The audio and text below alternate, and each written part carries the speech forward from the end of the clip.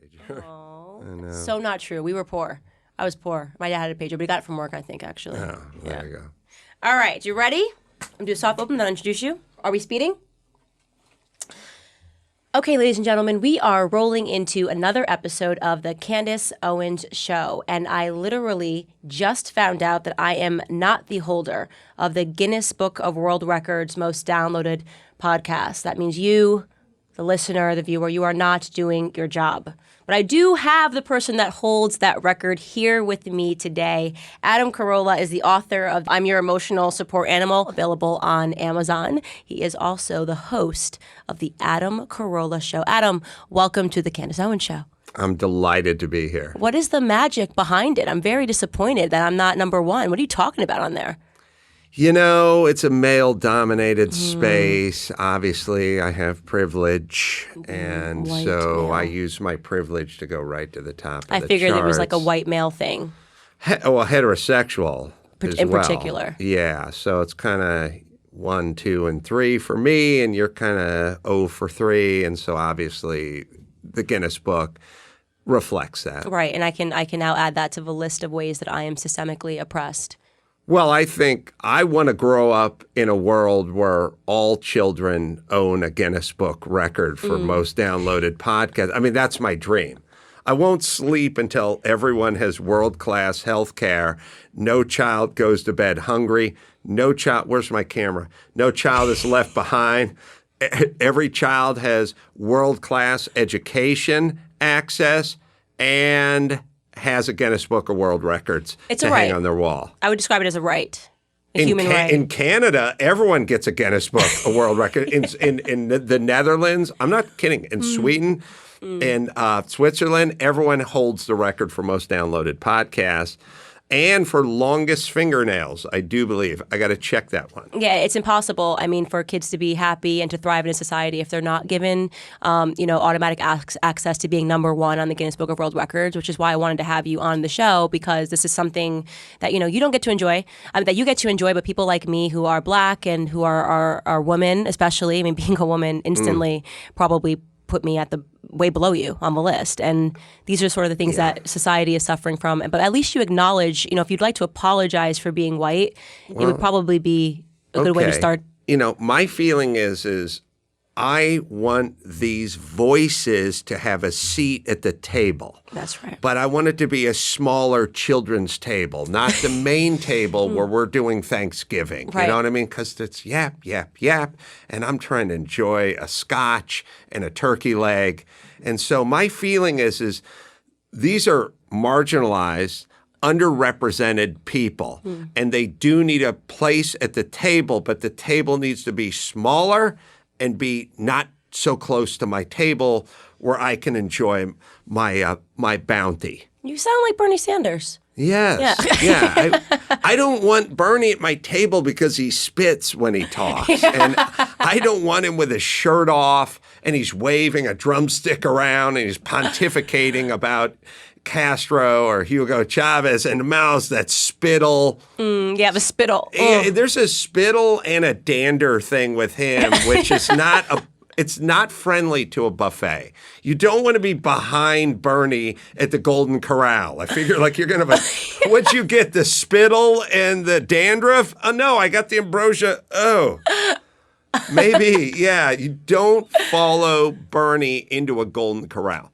I'm glad to know that. So now you have to tell me, what is this book about, the title? And let me tell you why I love this title, I'm Your Emotional Support Animal, because I rant about a lot of different things, but honestly, this emotional support animal thing on planes has gotten completely out of control. I mean, they're forgetting that humans have real allergies. Like, right. I'm a human that has real allergies, not emotional allergies. Well, I'll tell you one thing you're not allergic to, hot, provocative talk. No, That, my friend, no EpiPen for you. You are. That's 100% true. I go there. No note from the doctor to get right into it. You got to get into it. Yeah, I'm with you 100%.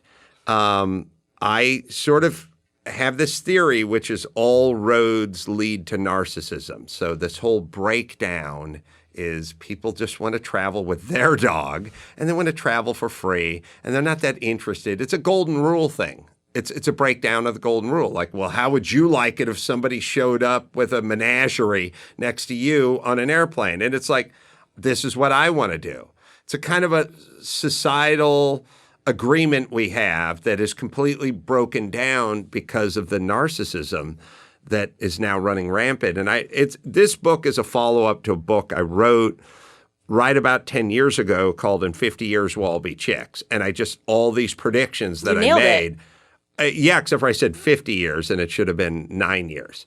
So we're there. We got to the 50 much faster than I'd anticipated. So this is sort of a follow-up to that. Now we're living in this place and dogs at the airport, dogs on the airplane. I'm telling you, Louis C.K. did this skit. It's so funny. If you haven't seen it and you're listening, go look up the skit of him talking about just how people we've gotten to a point where we're so privileged, and especially America. Like, people sue for things that are just absolutely absurd. Like why are you, the fact that you're even in this circumstance is a sign of your remarkable privilege. Like, I booked my flight on United Airlines, and I was assuming we were going to have Wi-Fi, but the Wi-Fi router went down. We went in the air, so I'm suing United Airlines because I didn't have Wi-Fi. And Louis C.K. is like, this amazing thing just happened. This device, this spaceship just took you into the air.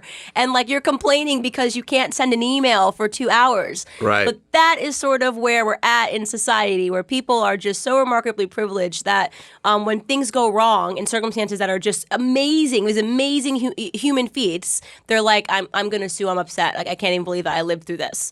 That's America. I hope that's exactly what your book's about. Yes. I really just transcribed Louis' act and put it in a book I form. hope so. And I'm sorry, Louis.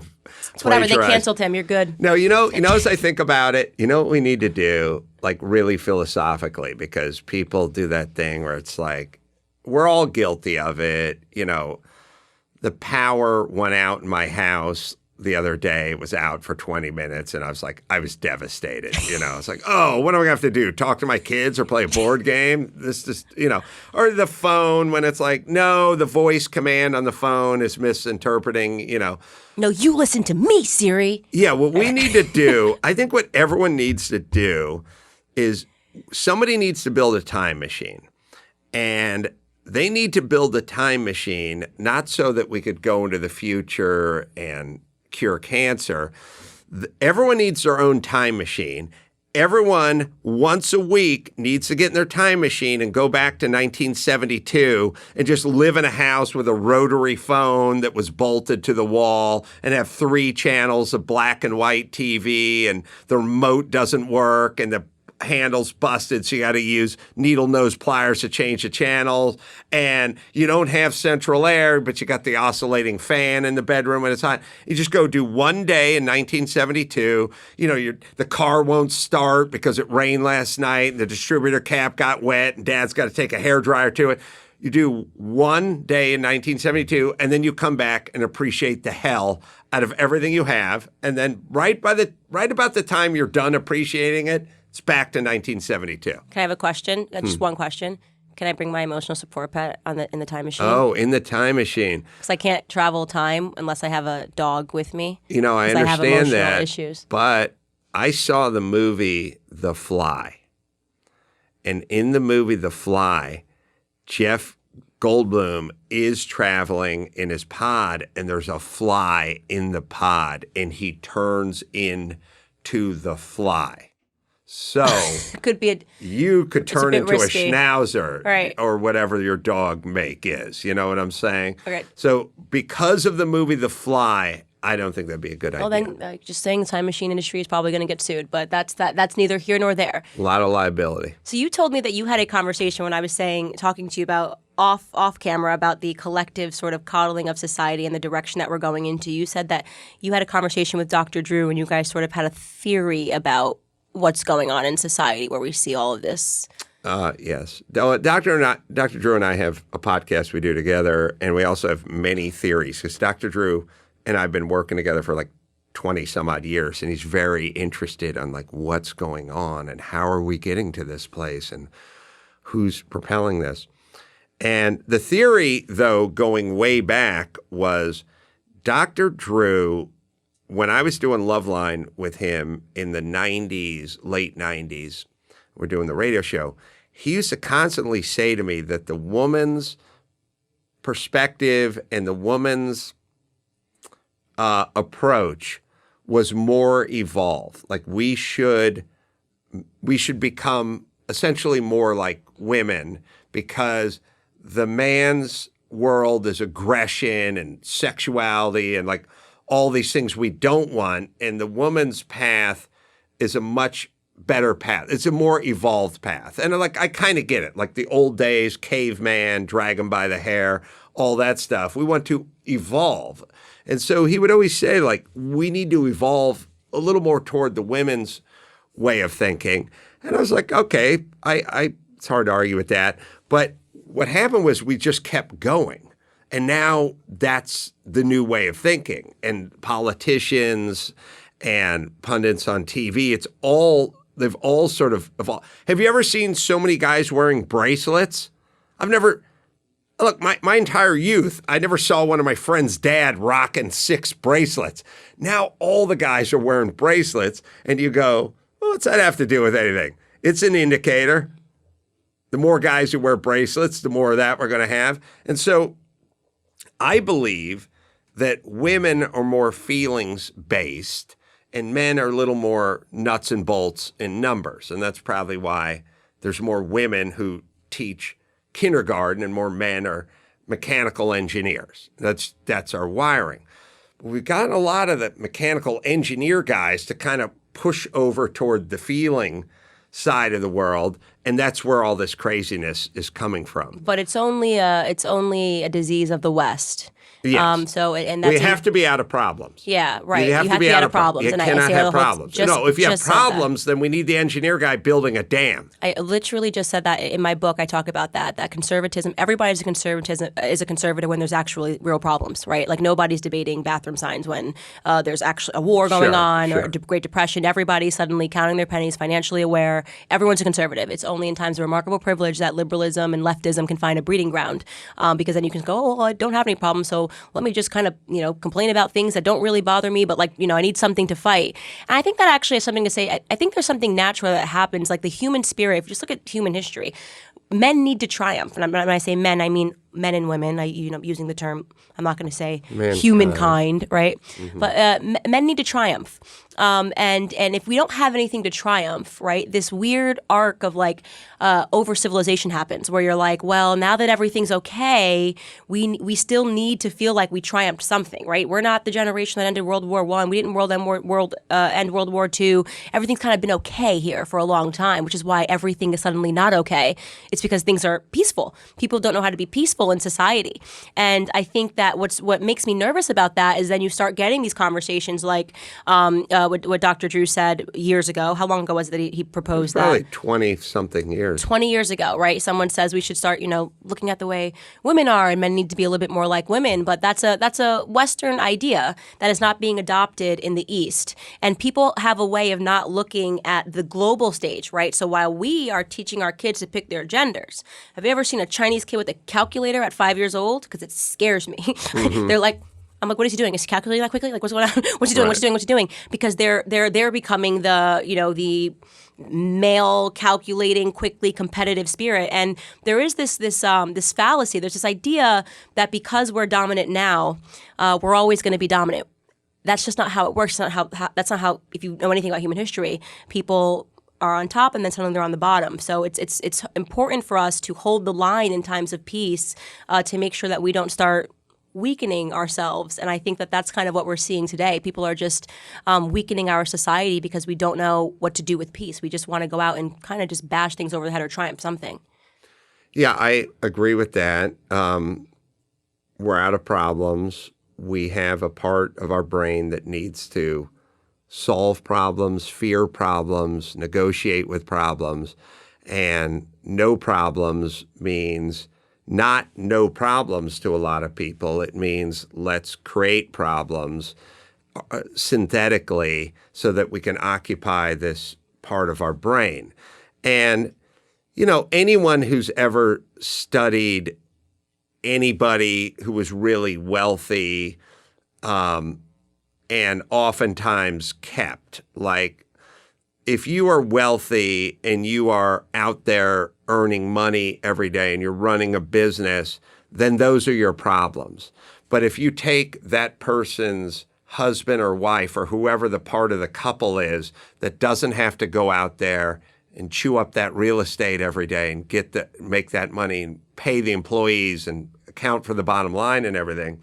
You take the rich person that's at home and doesn't have anything to do, then you'll say, how's your day going? And they'll go, oh my God, the florist was late. It was a disaster. And it's like, the florist? You have a florist, right. you know? So the florist was late. That's a disaster. Like, they're the people that are subject to the hyperbole. Those are that their dog walker didn't show up on time, and the guy who was supposed to break in your husband's Italian loafers got sick, and it's all a disaster. Right. You know, and so if you take human beings, you remove responsibility, obligation, and real gravity from their life, they will then create their own problems to fill that in. Now, if you take, you know, but it's kind of like when I used to do Loveline, I used to, once in a while, I'd talk to a dominatrix, and on the show, you know, not off camera. Those conversations are very personal and private, but I always had this theory when they talk about, you know, how expensive it was, and the guy, you know, was always like, he wanted me to come in, and then I put him in a diaper, and he crawled around, and I smacked him with his Huggy Bookie, you know, and I'd go, these are all rich white businessmen, right? And she'd go, yeah, every time. And I'm like, yeah. I said, do you ever have a poor Mexican guy in there? And like, no. And I'm like, you want to know why? Because that guy's life is getting his ass kicked. You know, I mean, that guy's got a foreman who's a douche, and he's got to go to work all day, and he's got to pay bills. And the rich white guy, he's in charge of the whole place. Mm. And so when he wants his outlet, he wants to be smacked in the ass with a bungee cord and drink out of his bottle. So people will go into their modes depending on what the stimuli is. And you give a person unlimited money and zero problems, and they're going to go on a hunt to find problems. Right. I always said when President Obama was going into his second term as a president, I'm like, okay, now it's time for all the people who claim we live in a racist nation. You guys got your work cut out for you now, and you better work overtime. And all those people started working harder at finding racism, because I'm old enough to remember that the first black president was used as a yardstick to measure our society, or a finishing line. Like, people would go, well, there's still racism, but we've made a lot of progress. But if we ever get to the point where we elect a black president, that'll be the finish line. And then we did for 2 terms, but the people who have to find problems everywhere needed to ratchet it up. And so there was more what a racist culture we live in talk after we had a 2-term black president than, you know, the 90s when like Clinton was in there and no one really talked about it. Yeah, that's so true. It got way worse. I said that plenty of times. I don't remember people being this sensitive about race problems everywhere, microaggressions. I saw a young girl that I used to babysit, and she's a young Jewish girl in New York City, goes to elite private school. She's 16 years old, $57,000 a year is her school, and there's 2 of them. They're twins, so $114,000 a year for these kids to go to school. Show me first day. They point to them, 16 years old, where the safe space is, you know, and talk to them about like what the safe space is used for at their school. And they're all required to take a diversity class. And what this diversity class is that they're supposed to go around the room and share with one another why they feel bad for their skin color. You know, obviously this is a majority white school, and why they feel bad for being white, and what they understand is the problem, what's problematic about their race. And she's they learn these terms, microaggression. And she said there's this class, diversity class, is dedicated to making them understand what a microaggression is, which is when you might not realize you're an internalized racist, Adam. You might not realize it, but you've thrown at least 20 microaggressions at me since we've been talking. Oh, really? Yeah, so you're going to need I'm to take light. a diversity. We're at the 15-minute mark? I try to average 25 every quarter. What are we at? We're going to. 20? You've only done 20. That's correct. So I'm supposed to be at 50, at 30. So many. I felt microaggressed, just constantly. But this is not going to be good for my image. I got to ratchet this up. Sorry. I'm sorry. I came in. I don't know. It's raining outside. Like this whole coronavirus You're off your thing game. You're off your game. You're off Normally, your game. I'm a microaggression machine, man. I'm a phalanx gun. 20. It just 20, exactly 20. Okay, boy. But to think that is what, could you imagine, first off, shelling out the cash, $57,000 a year to send your kid to school, to learn about what's wrong with their skin color, to learn about how they could be offending somebody when they don't know what they're just language. Right. And then this is the worst part. She said on during Black History Month, so just this past month, they had a school assembly and they'd have an assembly every day, and the black kids were allowed to stand on stage and just yell at them and say, "You don't understand what it's like.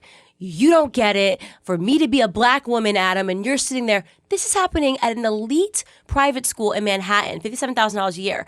And I'm just thinking, I wasn't in school that long ago. I graduated high school in 2007, and I'm thinking, this is absolute lunacy. These kids are crazy. You're literally actually now fostering race problems, right? You're telling the black kid they're a victim and they're being aggressed, and you're telling the white person that they're problematic.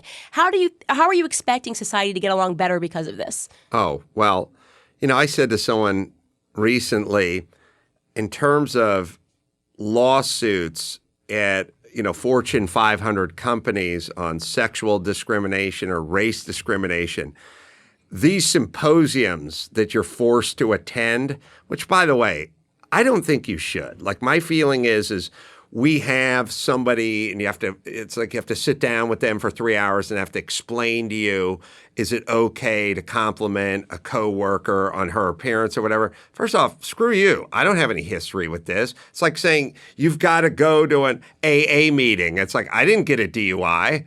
Wait till the guy gets a DUI and send him to the AA meeting. I don't have any history of driving drunk. So I was saying to somebody, all these corporate speakers who have to come in and explain to you about diversity or about women's rights or spaces or when this is a microaggression or when it's okay to compliment. You may compliment her on her hair, but not her outfit. I reckon that discriminatory lawsuits about either sexually based or race-based lawsuits has to be up 10,000-fold. So did these lectures help anyone? Did it alleviate this problem? Did we fix this problem? Normally when somebody wants to come in on earthquake preparedness and they come in and they give you a lecture on how to be prepared for an earthquake, then you stock away some money and some canned beans and some clean water, and then the next earthquake hits and it actually helps. These people bring experts in and the problem gets worse. I mean, exactly. Let's think about this. We are now at a time in society where if a white girl wears her hair in braids, it's called cultural appropriation. Right. Because braids were created by black people, so you're taking something that's black and turning it into something that's white. So people can be microaggressed by how you do your hair in the morning, okay? I got a Jufro. I mean, guess what? You know what's wrong with that? You're microaggressing Jewish people when you wear your hair in a Jufro. Is that good for terms. 6? It's cultural appropriation. I'm trying to catch you up. I'm so far behind.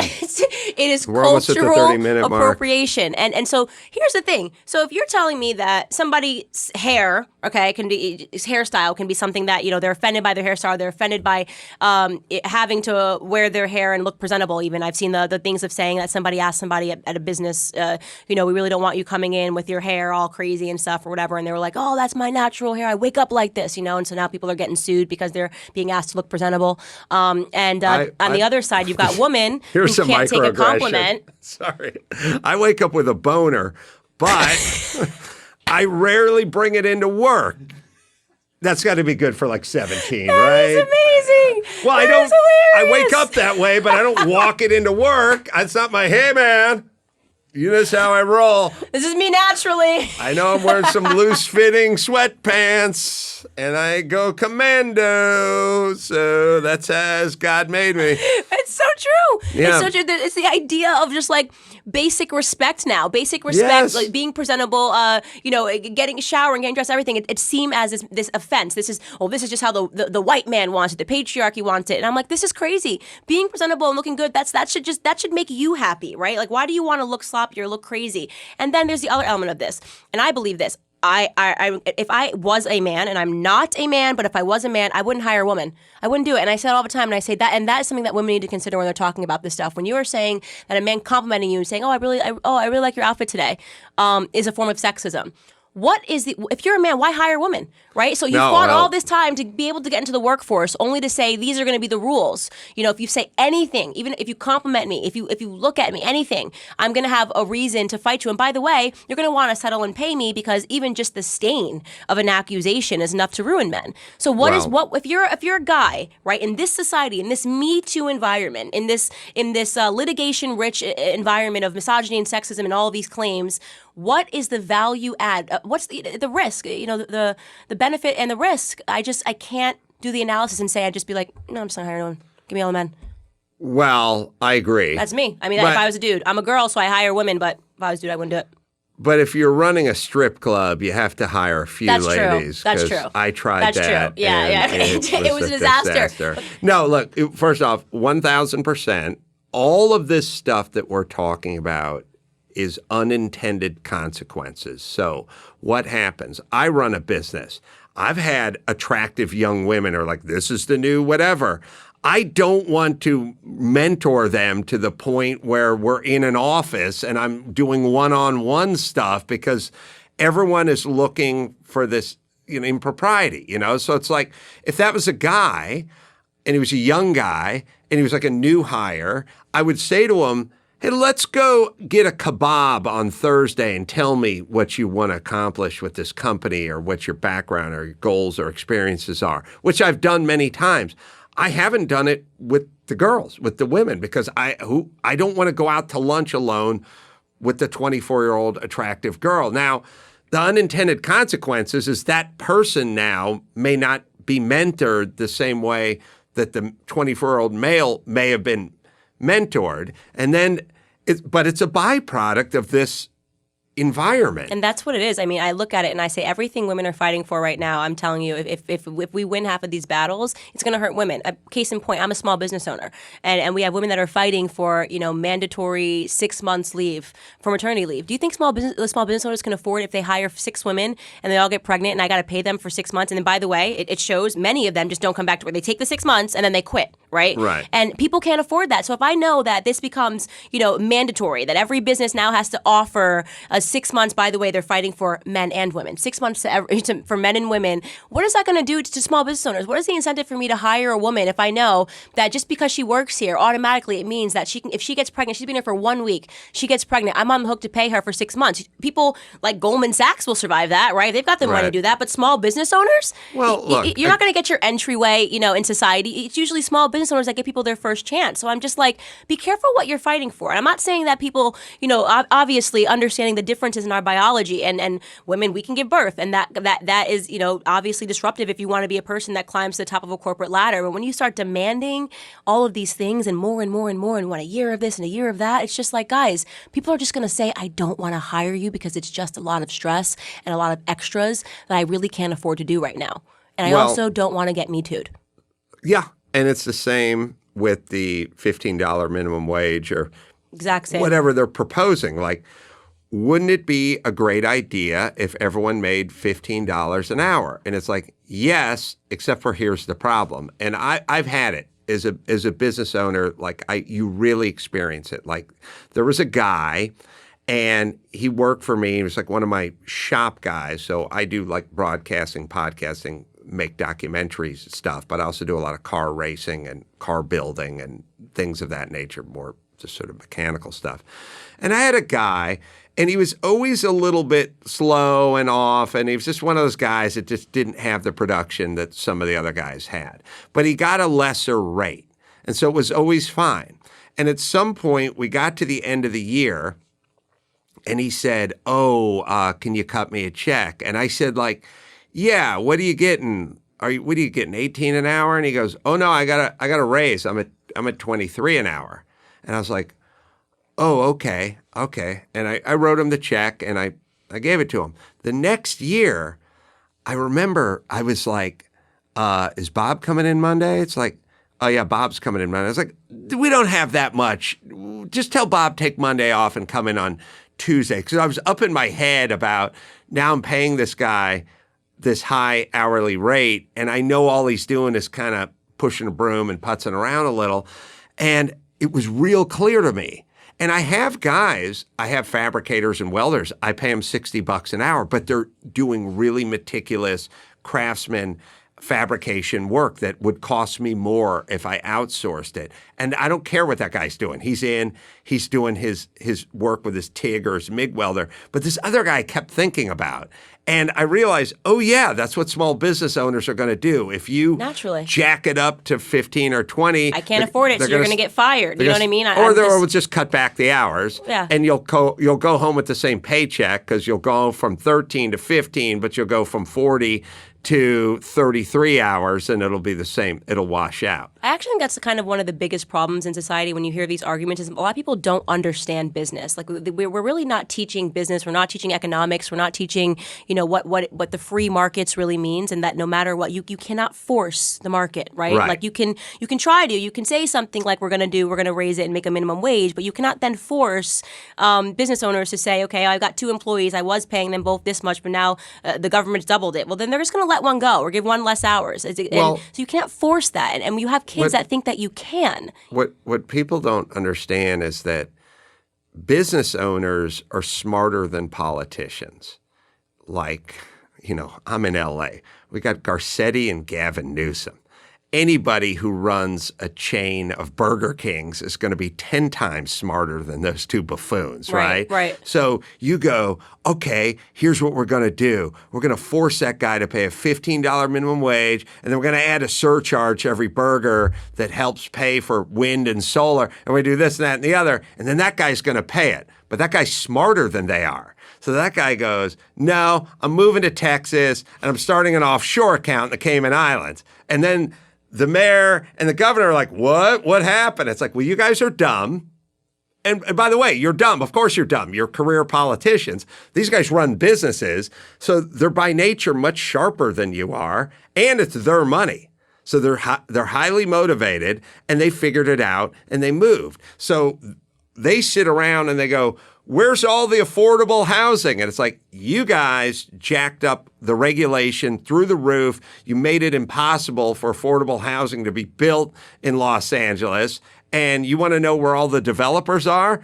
They're in Texas or they're in North Carolina. Yeah, but we said we needed more. Yeah, but you guys are dumb and they're smart. Right. So they're just out. You're out to take money. They're out to make money, and they need to turn a profit. So thus we have none of that. I mean, look at Hollywood. Look at runaway productions.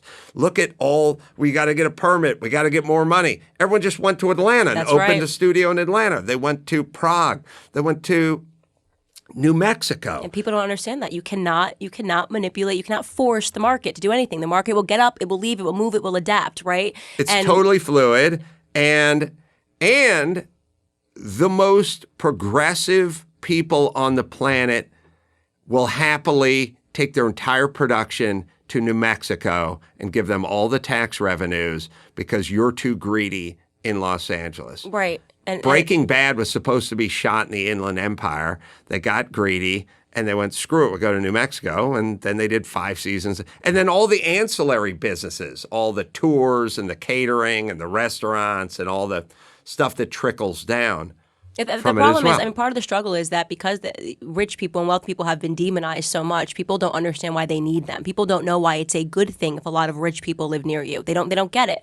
And so you have these economic collapses that happen because you have the politicians who know nothing, who are getting votes from people who are typically impoverished and have very little, they have no business experience, they don't own or operate businesses, so they just understand the social justice arguments of, I have less, they have more. They're appealing to that, they're getting the votes, and then you create this economic bubble bubble where the rich people say, okay, that's enough. I'm from Connecticut. So this is exactly what happened in Connecticut. They said, okay, you're going to keep throwing the taxes up. All of the businesses left. It was literally like overnight. Aetna left, GE left, and then the wealthy people abandoned their mansions, put them up for sale, and they flew south to Florida. Right? And California, they're flying east to Texas because they're not going to stay here. Charles Schwab just announced that he was leaving. He's now building his campus. There's a massive, sprawling campus, I think, in San Francisco, to Texas. Right? Charles Schwab. I mean, the guy who created peanuts. Oh, the financial thing. I'm sorry. Snoopy, the song is so awesome. Yeah, okay, yeah. Not to be the one guy's confused. dead. I didn't want to interrupt. Yeah. I was like, that guy died like 17 years. Oh, Charles But it's Charles crazy. Schwab. It's Right, crazy. it's crazy. It is Oh, crazy. look, and I'm just like, and I'm looking at people here, and I'm like, it's like watching people that still live in California. I'm just like, it's like watching like the Titanic movie in slow motion, where I'm just like, when is this going to get turned around, or like, is everybody going to just stay in their cabins? It's feeling based stuff, which is they could afford to pay. Well, first off, yeah, everyone can afford stuff, but they don't have to. Like I was driving through Beverly Hills once, and back before we had all the homeless guys, and you'd have a couple of like bums, like, hey man, can you spare some change or whatever? And the guy like knocked on my window at a red light, and I rolled it down, and he's like, hey man, can you spare a little change? And I was like, yeah, okay. And I gave him $5, and he goes, hey man, like I recognize you from TV, you could afford more than that. And I was like, I could afford $500,000, but that doesn't mean you're getting $500, and it doesn't mean you're owed $500. Yes, I could afford it, but why am I under any obligation morally or beyond to give you that money? We have the most privileged homeless people ever, by the Oh way. my I mean, we are God. producing homeless people. Like, and by the way, thanks to the politicians, right? They're living a great lifestyle right now, and they want more and more and more because you have politicians that are offering them more and more and more. I say now, we don't have people that are homeless. We have people that are living on the streets because you can now live on the streets. It's a lifestyle now, right? So you can choose to live on the streets versus before, where it was like you're just homeless and you're traumatized and you're going through this. It's like, no, this is actually a better lifestyle because they're giving us free handouts,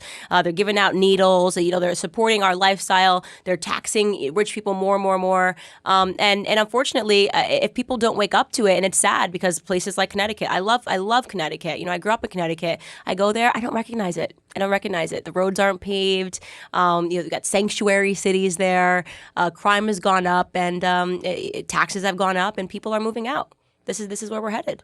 Yeah, it's a pretty simple equation, and the people who aren't living on the streets but who do have money, they call it upwardly mobile, and mobile means you can move. Like if you're upwardly mobile and everyone's doing business, all you need is a computer these days.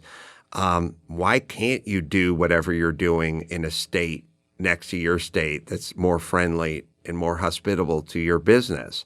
And the answer is for sure you could. So, back in the day, if you had like a big mill, a big textile mill, you couldn't just pick it up and move it to Texas or move it to Nevada. But anyone can go anywhere now, including full productions. I mean, I drove Bryan Cranston to the airport, to Burbank Airport. He did my podcast, and then I said, "Oh, you don't Uber? I'll give you a ride." And they're going to New Mexico. It's entire groups, of course. I don't know. I'm not sure why politicians don't do that math. It's so abundantly clear. I think they do a different kind of math. I think what they focus on is just votes. I think all they care about is themselves. And it goes back to your earlier point about narcissism. We live in an incredibly narcissistic society. And typically you find that narcissism is rampant when you're talking about politicians. I mean, they really are, a lot of them, not all of them, are just career narcissists. And for them, just winning votes is what they think about. They don't care about what's going to happen to society. It's all about winning votes. And it's an easier strategy. Nobody ever won on the slogan, be more responsible. right? Right, sure. Right? Hey, here's what we're going to do. Elect me. We're going to make you guys be more responsible. That's not a thing, right? No. So politicians to win have to be angry at someone, and then they have to appeal. They got to go back to the old communist style proletariat. You're the little guy. These are the big guys, and you elect me, and we're going to go after them. Because saying you're the little guys because you made really bad decisions in life. And you're going to have to get a job and be better, but I'm going to create this amazing economy where there's going to be jobs and you can get it, is not always a winning message. Yeah, I think it was on Dennis Prager's radio program I was listening, and he was explaining something about one of the founding fathers, or one of the folks of yore, just said, the second the voters figure out they can vote themselves money, it's all over. Mm-hmm. And that's essentially, I'm going to offer you free health care and free college tuition. And it's like, well, I'm going to give free college tuition, health care, and I'll eliminate any debt. Oh, okay, maybe that guy now. And it's like that the experiment is over.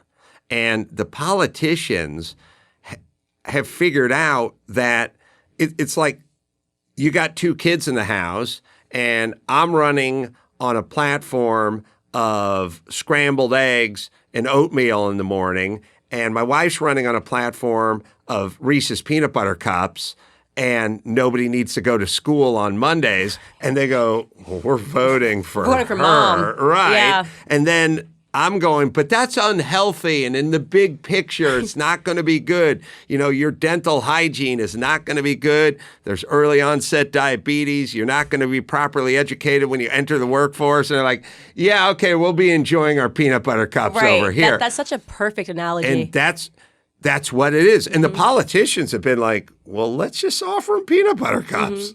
And that it literally reminds me of in elementary school when we had we had to elect a president for our class or our grade, and there were two people running against each other, and one of them just ran, "You elect me." It was like a mock election, free. We're gonna have free lunch and blah blah blah, free this and free that, and they went and they got really glittery, nice posters, and that person won. Like, no one cared, about the economics of it. He said it was going to be like, we didn't actually get it. It was like a mock election, but the kid that won was the one that offered the most free stuff. So really, fundamentally, what you have on the left is people that have adopted an elementary, fifth grade, election style. You know, how am I going to get elected in a group full of people that can't help themselves, A, don't want to help themselves, B, but love free stuff? Yeah, and that tends to be the majority. It's a steady diet of free stuff mixed in with you're a victim, and I'm going to fix that. Right. So, and victim's easy, by the way. And you always wonder, why do people love all of these different categories of how to be a victim? Because victimhood's easy. Life's tough, right? Saying, hey, you know what, life's really tough, and it's tough for everybody. It's not an easy thing to be a good human being, to be a productive human being every single day in and day out. So it's much easier to offset all of your problems and to say, you know what, it's not my fault. If I fail here, forget getting back up, right? Forget getting back up and trying again. I'm going to say I failed because of this. That's an easy pass, right? To say, I'm actually, I know I haven't done anything in my life, but it's because of the white person, the tall person, the rich person, the whatever person. Hold on, that's all me. Wait, did she say ruggedly handsome, or did I just hear that? You just heard ruggedly handsome. Tall, white, rich, matinee idol, good looks. We'll check the tape. Wait, was that a microaggression? That's your problem. Because you're tall and wealthy and white and heterosexual. Like, that's like the last thing I want to be inside. If I could pick, I'm so happy I'm black and a woman. I'm like, gosh, it's not a good time to be a heterosexual white male in society right now. It's for you guys are catching all the heat. Yeah, well, so as a white guy, you get pulled over by cops for no front license plate and the guy's a douche, but you don't go, oh, it's because I'm white. You go, the cop's a douche, and I do deals all the time where it's like the bank's not going to lend you the money. You got to put up 40%. I'm like, why do I need to put up 40%? I have such a good, the rule is, but I don't go, oh, it's because. I just go, those are the rules. Or I have a neighbor who's being unreasonable. And if I was black, I might go, well, that old man's a racist, but I'm white. I go, that old man's just a douche. Right. So my real privilege in being white is not really getting privileges. It's just knowing that the whole world is basically this way. Right, and it's true. That's 100% true, and it's almost like the lens of racism is preventing people from being able to accurately assess what's happening. They don't know that bad exists. People have a bad day. You get a police officer, he could just be having a horrible day. You never know. Maybe he's been up since on the road since 3 a.m. and his boss is coming home. Everybody has a bad day, right? Including police officers. We know society is not perfectible, but the left sort of sells black individuals this idea that it's like anything bad that happens to you is because of your skin color, not because of this is just the life, welcome to life, condition of life. People suck, people are mean, people say mean things, and you can have a bad day. And for some reason, black people have started to adopt this idea that we are special snowflakes. We are literally society's special snowflakes. Anything that happens bad to us, it is because of systemic oppression, systemic racism, and we're seeing that being perpetuated by people like Al Sharpton, Jesse Jackson, who have race hustled this society. They've been allowed to. I mean, they've been allowed to go decades with shaking down corporations, shaking down people. They've been proven to be verifiably wrong on plenty of the cases that they've gotten behind. But if there is a race element involved, they will splinter society, have white people wanting to kill black people wanting to kill white people because they can make money and they can fundraise and they can raise more money for their 501c3 foundations if they prove that racism is still ugly and still exists. They need racism to still exist. It's not their fault, though, because they're essentially hustlers. They're hustlers, yeah. And they're going to do what they're going to do. It's money. It's the fault of all the people who just cave to them immediately. You know, they put them all over their TV stations. They go to them whenever there's an event or like Ferguson or whatever comes up. They never question them. They never ask any of the hard questions. They never bring up any of the Tawana Brawley past or any of that stuff. They just sit there because they're cowards and they're under this sort of umbrella of, okay, we got Al Sharpton on our side. We're kind of covered. Everyone is so scared to death of being called a racist that the people that know better and know who these guys are, they prop them up and they feed them a paycheck and they give them a platform. So I don't blame them for just trying to make a living off race baiting. I mean, it's reprehensible, but I get it. There's people that do many things in our society. You know what I mean? It's like there's always going to be pimps. There doesn't have to be Johns. You know, there's always going to be making some money off of this young girl, but you don't have to patronize. You know what I mean? Not that Al Sharpton's a pimp, although if you see pictures of him from the 80s, he wore a velour sweatsuit with a medallion outside of the velour sweatsuit. So I have not seen any of those pictures. Do I need to go back? You got to go back to the Wayback Machine. Right? He was big. He had a hot comb, kind of bouffant, and he had a medallion outside of a velour sweat running ensemble. So it was definitely a good look. Yeah. Kind of looked like a man of leisure. But I don't really blame them. Yeah. They're just hustlers. They're trying to make money. I blame sober news organizations that look to them all the time as the voice of the black community. Well, they're not sober they're drunk news organizations and media personnel because they know. I cannot be fooled into believing that these news organizations believe that these people are serious, that they should be taken seriously. They don't. I think the media is actually a part of the problem in making people hate each other, right? Because you know why? Hate gets clicks. It's that simple. Sure. Talk about business incentive. Hate gets clicks. You put something ridiculous on say, this happened, horrible, this person almost got killed. People click it immediately because they need to know this horrible thing that happened, right? So it's good for them. Imagine if the headlines every day read like, kid selling lemonade makes $20 and donates it to veterans, and if it was all nice and peachy, they wouldn't make as much money. Oh no, it's absolutely a tacit agreement between what these guys do and what they do and what gets clicks, and politicians are the same way. And it's sad because turning someone into a victim is the worst thing you could ever do to them. Mm-hmm. And it flies in the face of what this country is about. Anybody who ever has a child who has a disability, bona fide, confined to a wheelchair or abnormality, every single parent works overtime explaining to them that they don't have this disability, that it's not going to hold them back, that they can accomplish anything they want as long as they work harder than the guy. You're in the wheelchair and that guy's able-bodied, but you're going to outwork him, little Johnny, and you're going to rise up the corporate ladder. Well, that's what we do with people who have actual disabilities. And you would be the worst parent in the world if someone had a disability and you're like, yeah, you're pretty jacked up, dude. Maybe you shouldn't try because the world hates you. Well, then you'd be a horrible parent. So why doesn't that hold true for cultures and groups? So true. That is such a good point. Why doesn't it hold true for cultures and groups? And it doesn't.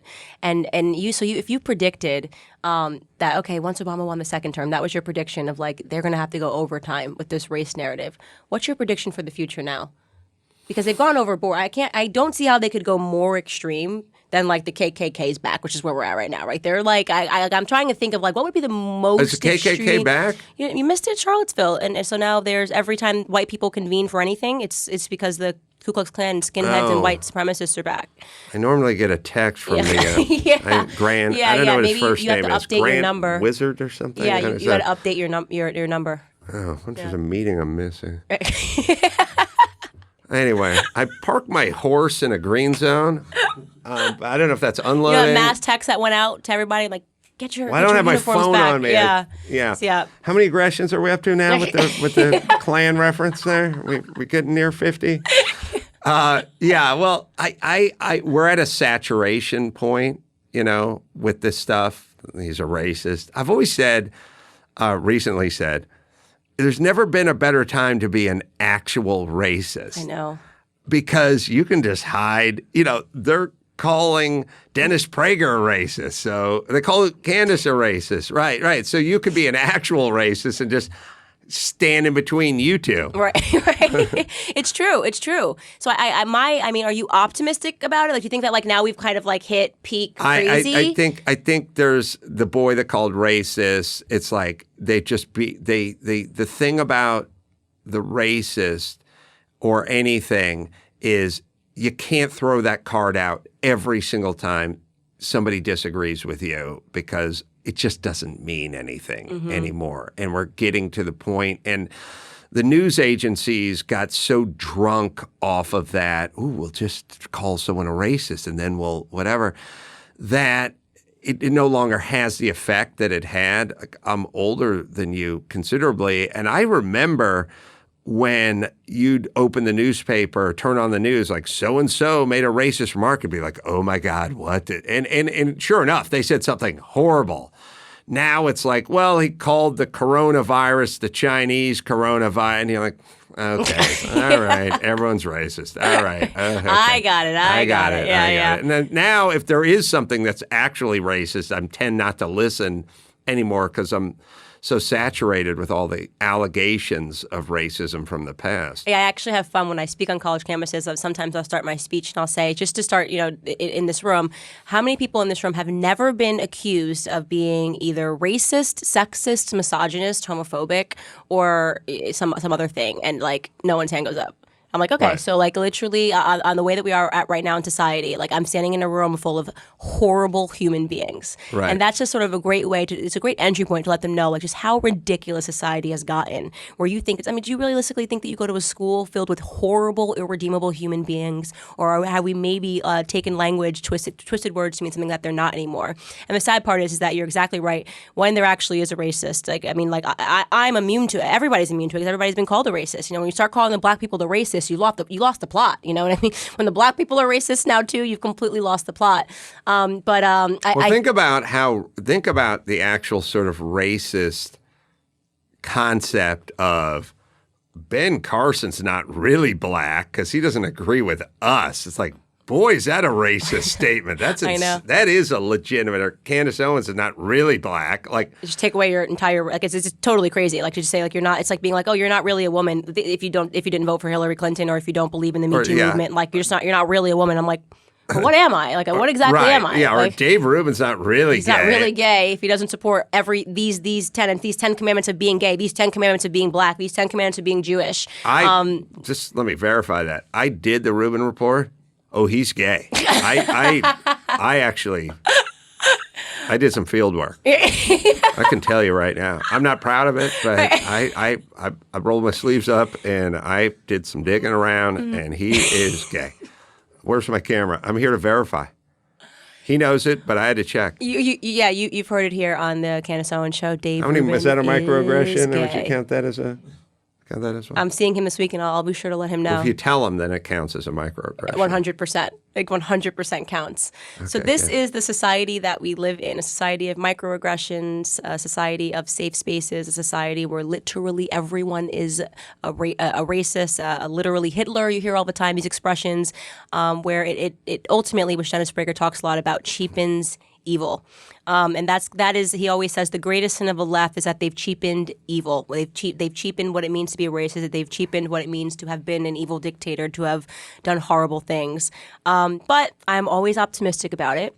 And so we wrap the episode on an optimistic note where we ask you to leave a face message for the world. You can say anything you want, actually. And you have that big an audience? Yeah, I'm super popular. People like me. It's the entire planet? Well, they just watch it because if they don't want to be considered racist. So they just mandatory watching on Sundays. Yeah. My message to the world? Yep. On your mark, get set. World, I give you Mr. Adam Carolla.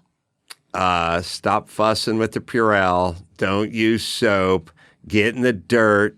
You have to get a little dirt under your fingernails in order to build up a little immunity to life and fight off all these horrible viruses. So the reason I never get sick is because I eat cashews off the ground and I don't use soap. So please suck it up. Go out. Press the flesh. No more elbow bumping. And get a job and fight to keep it. You heard it here first, ladies and gentlemen. Put some hair on your chest and toughen up. And that's a wrap. Thanks so much for coming in. Yeah, my pleasure. Thank you guys for watching the latest episode of the Candace Owens Show. I hope you guys enjoyed the conversation as much as I did. As many of you guys already know, PragerU is a 501c3 nonprofit organization, which means we need your help to keep all of our content free to the public. Please consider making a tax-deductible donation today. I would really appreciate your support.